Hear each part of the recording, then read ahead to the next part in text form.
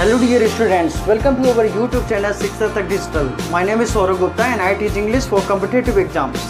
Dear students, आज मैं आपके लिए लेकर के आया हूँ क्वेश्चन टैग्स। बहुत सारे बच्चों की डिमांड आ रही थी कि सर क्वेश्चन टैग्स लेकर के आइए, क्योंकि क्वेश्चन टैग्स इतना इंपॉर्टेंट है जितना कि सारे चैप्टर एक तरफ, क्वेश्चन टैग एक तरफ। क्योंकि क्वेश्चन टैग्स के क्वेश्चन, कोई ऐसा एग्जाम नहीं है जिसमें क्वेश्चन टैग के क्वेश्चंस ना मिले आपको।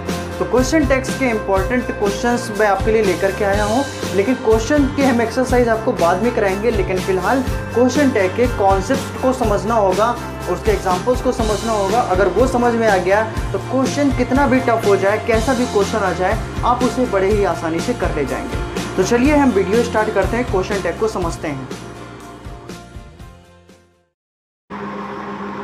सॉल्व करते हैं। सबसे पहले तो हम क्वेश्चन टैग के फॉर्मेशन को समझते हैं कि क्वेश्चन टैग का फॉर्मेशन क्या होता है। लेकिन उससे पहले समझेंगे कि क्वेश्चन टैग होता क्या है। नॉर्मली हम सेंटेंस में सेंटेंसेस यूज़ करते हैं हिंदी में। जैसे मैं बोल दूं कि आप वहाँ जा रहे हैं ना, अब आप वहाँ जा रहे हैं ना, तो इसका मतलब हमें कंफर्मेशन चाहिए। किसी से हमने पूछा, कंफर्म कर रहे हैं कि नहीं वो वहाँ जाएगा या नहीं जाएगा। इस तरह से कई और एग्जांपल्स हो सकते हैं। तो कंफर्मेशन के लिए हम क्वेश्चन टैग का यूज़ करते हैं, जिसको हम इंग्लिश में बोलते हैं क्वेश्चन टैग।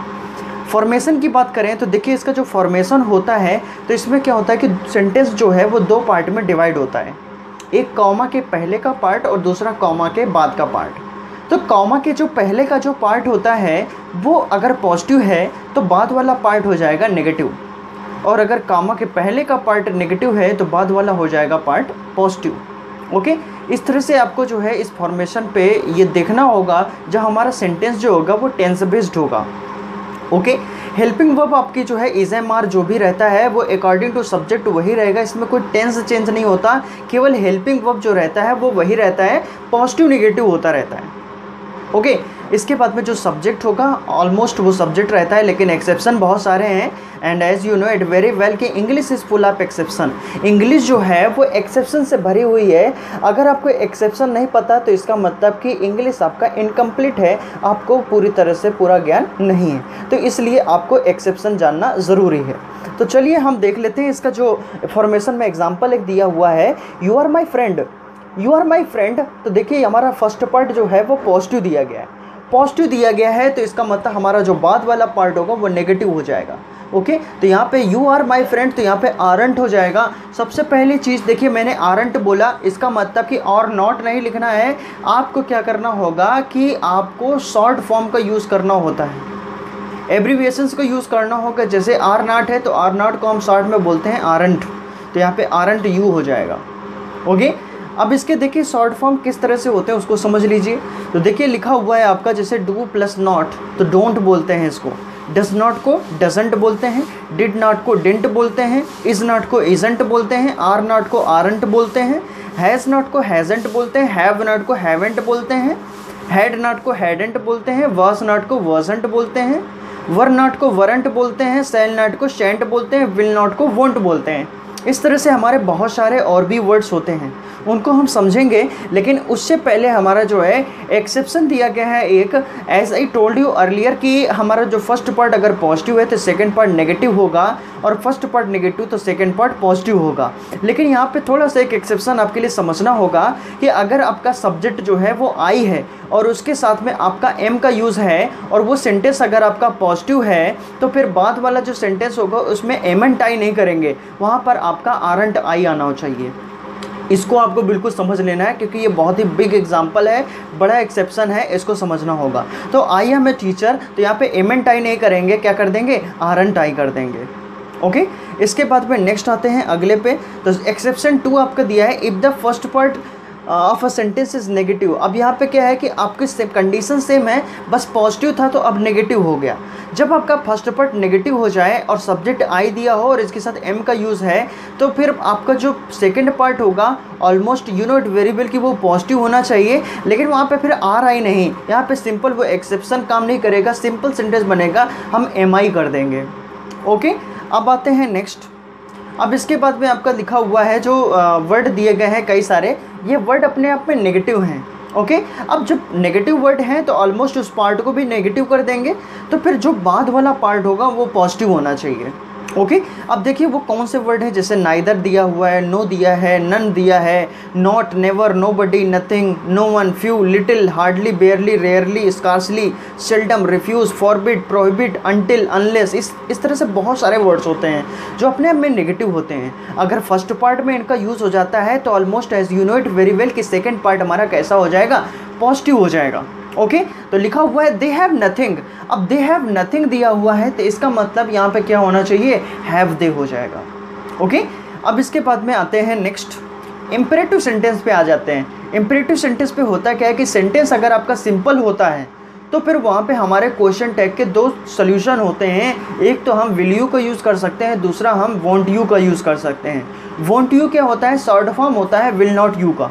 ओके तो देखिए हमारा जो फर्स्ट एग्जांपल लिखा है switch on the radio, switch on the radio, तो इसका आंसर हमारा विल यू भी हो सकता है और वॉन्ट यू भी हो सकता है। सेकंड एग्जांपल दिया है काइंडली पोस्ट दिस लेटर, तो यहाँ पे भी विल यू हो सकता है और वॉन्ट यू भी हो सकता है। आगे चलते हैं नेक्स्ट। अब इम्पेरेटिव में आपका नेगेटिव हो गया, जब नेगेटिव हो गया तो इसमें क्या चेंजेस होंगे, तो नेगेटिव हो गया तो फिर बाद वाला पार्ट पॉजिटिव होना चाहिए, है ना। तो फिर यहाँ पे अब वॉन्ट यू नहीं, केवल एक ही ऑप्शन रह जाएगा, वो होगा विल यू। तो जब भी नेगेटिव हो जाए इम्पेरेटिव तो हमारा जो ऑप्शन होगा वो विल यू हो जाएगा।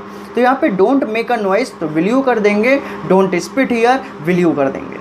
ओके क्लियर है, होपफुली बहुत ही आसान लग रहा होगा। इसके बाद में आते हैं नेक्स्ट में आता है if the sentence is use to express more urgency.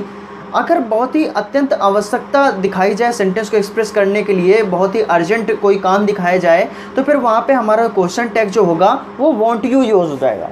Want you use होगा तो यहाँ पे हमारा जो एग्जांपल लिखा हुआ है remember to shut the window, remember to shut the window, इसका मतलब बहुत ही इंपॉर्टेंट है, तभी उसने दोबारा बोला कि याद रखिएगा दरवाज़ा बंद करना। तो यहाँ पे हमारा जो आंसर हो जाएगा वो क्या हो जाएगा, वॉन्ट यू।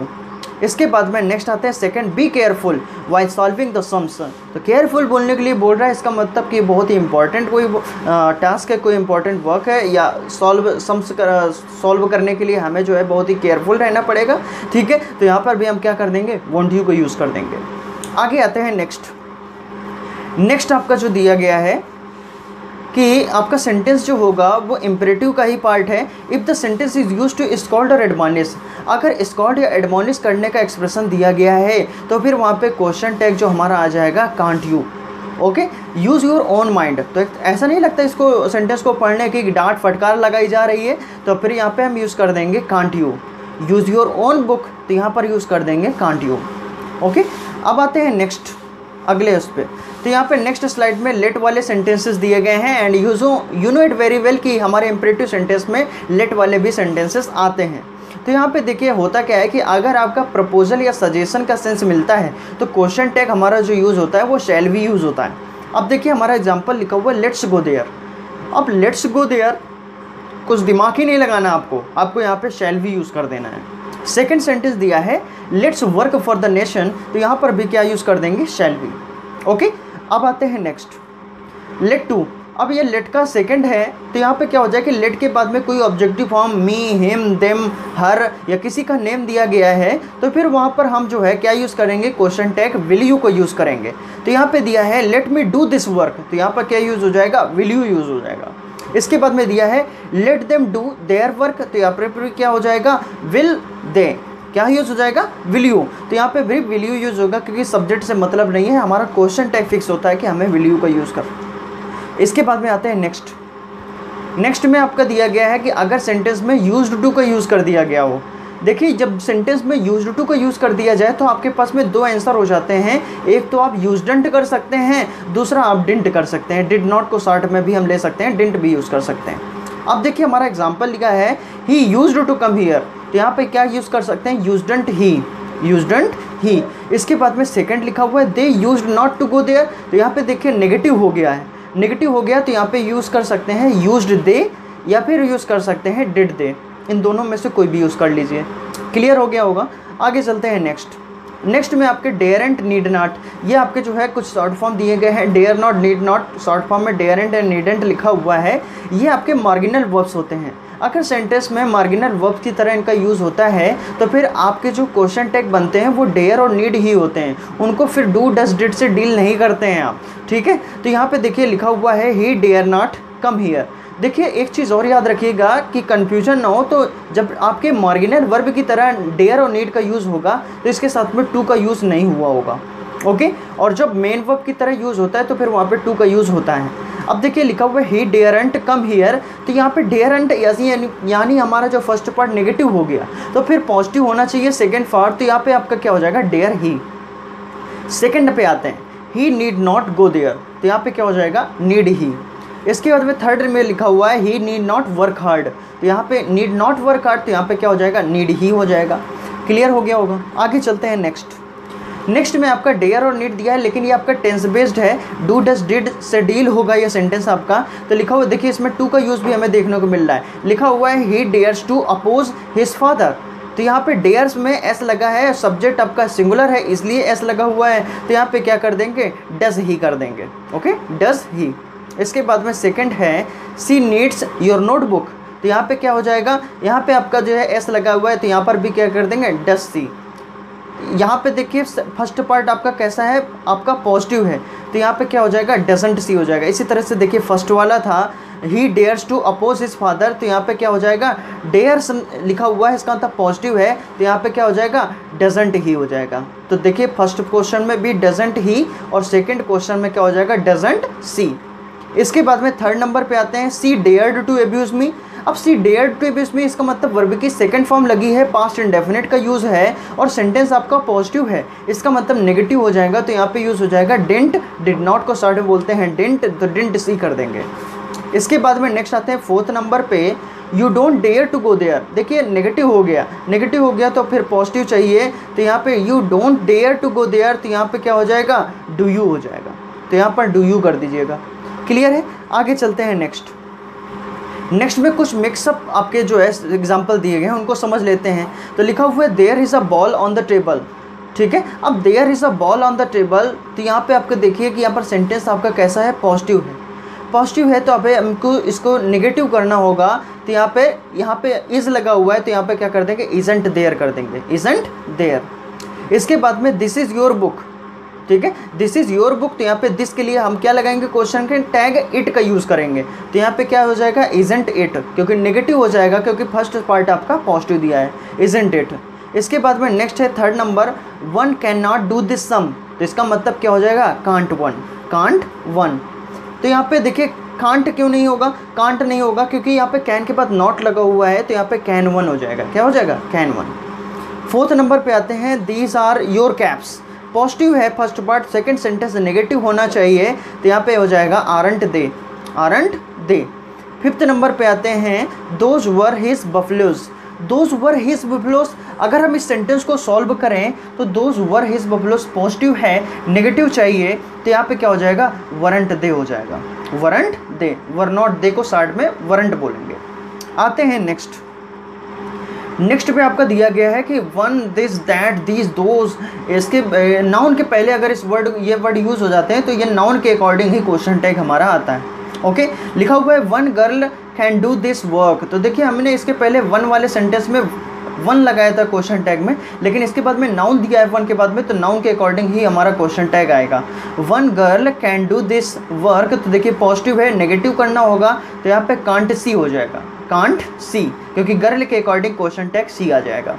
इसके बाद में नेक्स्ट दिया हुआ है this man always disturbed me, disturb से पता चला कि पास्ट सिंपल है, वर्ब की सेकंड फॉर्म यूज़ है, तो फिर हमें आपका देखिए फर्स्ट पार्ट पॉजिटिव दिख रहा है, नेगेटिव लेना हो जाएगा, तो यहाँ पे क्या हो जाएगा, डिंट और ही हो जाएगा क्योंकि दिस मैन है, डिंट ही।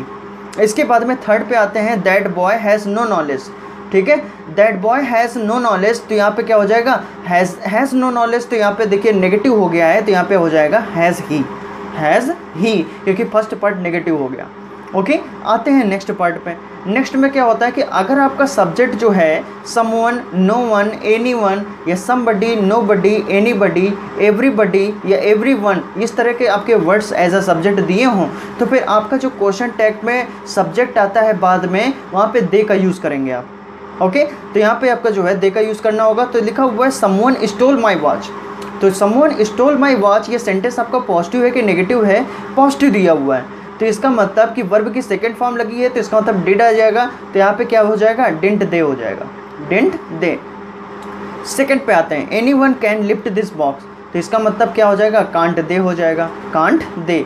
इसके बाद में लिखा है somebody knocked at the door, तो इसका मतलब क्या हो जाएगा, डिड दे, तो यहाँ पे डिड दे का यूज़ कर देंगे क्योंकि नॉक्ड वर्ब की सेकंड फॉर्म, इसका मतलब पास्ट सिंपल, डिड का यूज़ करना होगा, तो यहाँ पे डिड दे कर देंगे। आते हैं नेक्स्ट में क्या है, अभी समबडी समवन की बात हो रही थी, अब समथिंग, नथिंग, एवरीथिंग, एनीथिंग, तो इस तरह के वर्ड यूज़ हो जाते हैं। तो इसमें जो लास्ट वाले पार्ट में जो सब्जेक्ट आएगा वो आपका इट यूज़ होगा, क्योंकि थिंग की बात है, किसी भी वस्तु की बात है, इट का यूज़ करेंगे। तो देखिए हमारा एग्जाम्पल लिखा हुआ है, एवरीथिंग लुक्स ब्यूटीफुल। अब एवरीथिंग लुक्स ब्यूटीफुल, तो सेंटेंस आपका प्रेजेंट इंडेफिनिट सिंपल प्रेजेंट पे है क्योंकि वर्ब में एस लगा हुआ है, तो यहाँ पे आपका क्या आ जाएगा, तो समथिंग लुक्स ब्यूटीफुल, तो यहाँ पे क्या हो जाएगा, डजंट इट, ठीक है, तो यहाँ पे डजंट इट कर देंगे। इसके बाद में नेक्स्ट है nothing is yours, nothing is yours, तो यहाँ पे क्या हो जाएगा, is it, okay, is it का यूज़ कर देंगे। आते हैं नेक्स्ट में कुछ क्वेश्चन टेक्स्ट में कुछ एग्जांपल्स और दिए गए हैं, इनको कैसे सॉल्व करते हैं थोड़ा सा इसका पैटर्न समझ लीजिए, इस तरह से भी क्वेश्चंस आपको देखने को मिल जाते हैं। तो लिखा हुआ है all of us can do this sum, तो ऑल ऑफ अस, तो अस दिया गया है, अस का सब्जेक्टिव क्या होता है, वी होता है, तो यहाँ पे क्या हो जाएगा, कैन जो हमारा पॉजिटिव दिया है तो यहाँ पे कांट वी कर देंगे, कांट वी। इसके बाद में either of you is innocent, तो either of you is innocent, तो यहाँ पे देखिए यू हमारा सब्जेक्ट है और यू का ऑब्जेक्टिव दिया गया है, यहाँ पे सब्जेक्टिव भी यू ही होता है, तो यहाँ पे क्या हो जाएगा, इज़ लिखा हुआ है तो आरंट यू कर देंगे, आरंट यू। इसके बाद में थर्ड नंबर पे आते हैं, most of you are honest, तो यहाँ पे आरंट यू हो जाएगा, ओके। इसके बाद में every one of them has courage, तो यहाँ पे हैजेंट कर देंगे क्योंकि पहला पार्ट आपका पॉजिटिव है, और हैजेंट इसलिए नहीं होगा क्योंकि यहाँ पे देम लगा हुआ है और देम का जो सब्जेक्टिव होता है वो दे होता है, और दे के अकॉर्डिंग हैव आना चाहिए, तो यहाँ पे हो जाएगा हैवेंट दे। तो ये आपके 4 क्वेश्चन डन हो गए, ठीक है। तो ये हमारा क्वेश्चन टैग जो है कंप्लीट हुआ। आई होप ये कॉन्सेप्ट क्वेश्चन टैग का पूरी तरह से आपको समझ में आया होगा। तो आज की क्लास में हम बस इतना ही रखते हैं, नेक्स्ट क्लास में मिलते हैं कुछ और न्यू कंटेंट के साथ में। जय हिंद।